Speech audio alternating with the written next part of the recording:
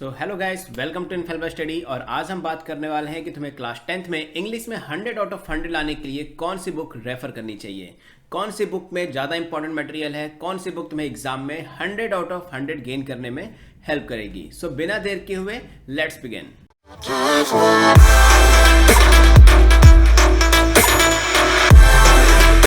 So students, books के बारे में जानने से पहले मैं तुम्हें ये बता दूं कि तुम्हारे सिलेबस में कौन कौन सी चीज़ें आती हैं। तो सबसे पहले आता है तुम्हारा लिटरेचर, उसके बाद आता है ग्रामर, देन आता है राइटिंग और उसके बाद आता है कॉम्प्रीहेंशंस।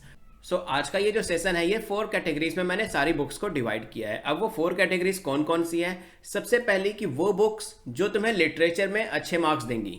सेकेंड, वो बुक्स जो ग्रामर के लिए बहुत ज़्यादा इंपॉर्टेंट है। थर्ड, हम बात करेंगे राइटिंग स्किल्स के लिए। और फोर्थ, हम बात करेंगे अपने कॉम्प्रीहेंशन के लिए कि कौन सी बुक पढ़नी चाहिए या वो मटेरियल कहाँ से तुम्हें मिलेगा। सो स्टूडेंट्स, सबसे पहले हम बात करेंगे लिटरेचर वाले पार्ट की। अगर एनसीईआरटी की बात करूँ तो एनसीईआरटी जो है वो लिटरेचर के लिए समझ लो ब्रह्मा की लकीर है। मतलब तुम्हें एनसीईआरटी पढ़ना कंपलसरी है।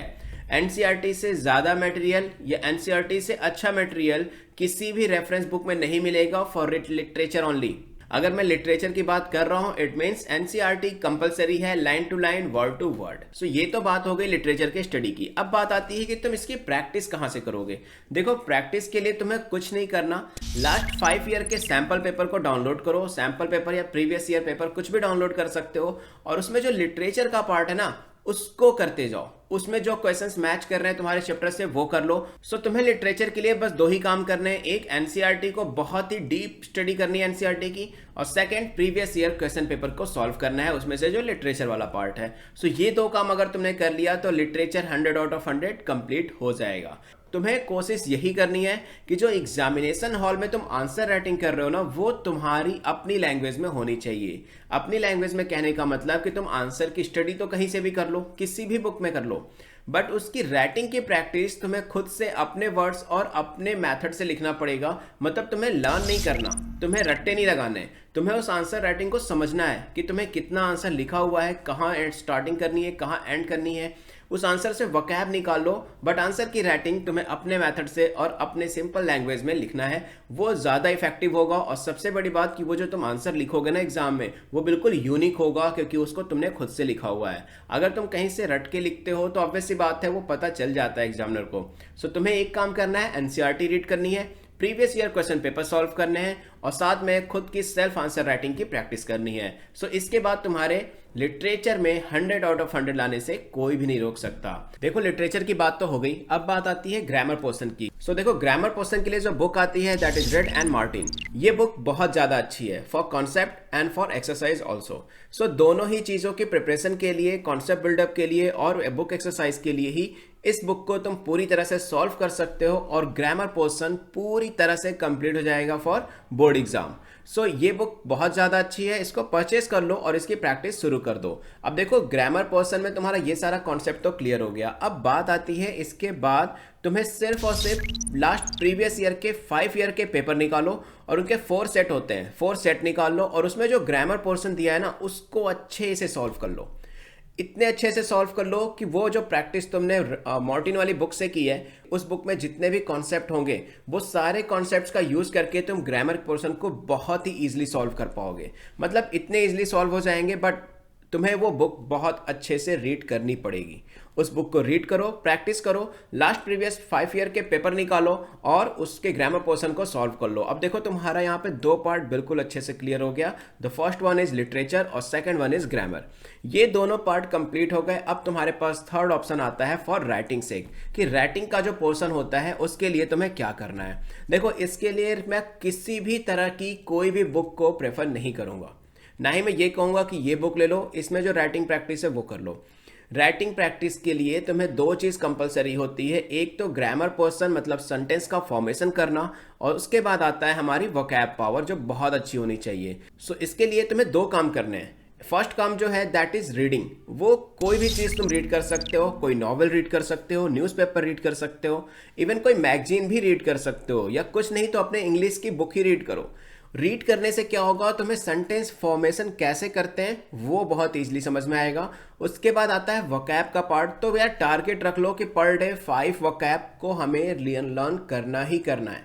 पर डे 5 वोकैब, और उस वोकैब के साथ उस पूरे डे में तुम उसको अपनी डेली लाइफ में यूज करो फॉर मेकिंग सेंटेंसेस। मतलब सेंटेंस फॉर्मेशन करो उन वर्ड से, ताकि उसके सेंटेंस फॉर्मेशन का मेथड भी तुम्हें पता चल जाए, और नए नए वर्ड्स भी लर्न करो। ये नए वर्ड्स और जो मैंने रीडिंग बताया, न्यूज़पेपर, मैगजीन या फिर नॉवल, इससे तुम्हारी राइटिंग पावर बहुत अच्छी इंप्रूव हो जाएगी और वोकैब पावर भी। इसकी हेल्प से जो राइटिंग वाला पोर्शन है तुम्हारे एग्जामिनेशन में, इसकी बहुत अच्छी प्रिपरेशन कर सकते हो और बहुत अच्छे मार्क्स को तुम गेन भी कर सकते हो। सो यहाँ 3 पार्ट बहुत इजीली क्लियर हो गए। एक तो हमने बात की लिटरेचर की, जिसमें एनसीईआरटी और प्रीवियस 5 ईयर के क्वेश्चन पेपर। सेकंड मैंने बात की ग्रामर की, जिसमें रेन एंड मार्टिन बुक और प्रीवियस 5 ईयर के पेपर। और उसके बाद हमने बात की राइटिंग की, जिसमें तुम्हें कोई भी एक रीडिंग के लिए उठाना है, न्यूज़पेपर, मैगजीन और नॉवेल, और साथ में 5 वोकैब पर डे और उसके यूजेस। अब अगर बात करें हमारे लास्ट सेक्शन की, दैट इज कॉम्प्रिहेंशन, तो उसके लिए तुम्हें कोई भी बुक रीड करने की जरूरत नहीं है।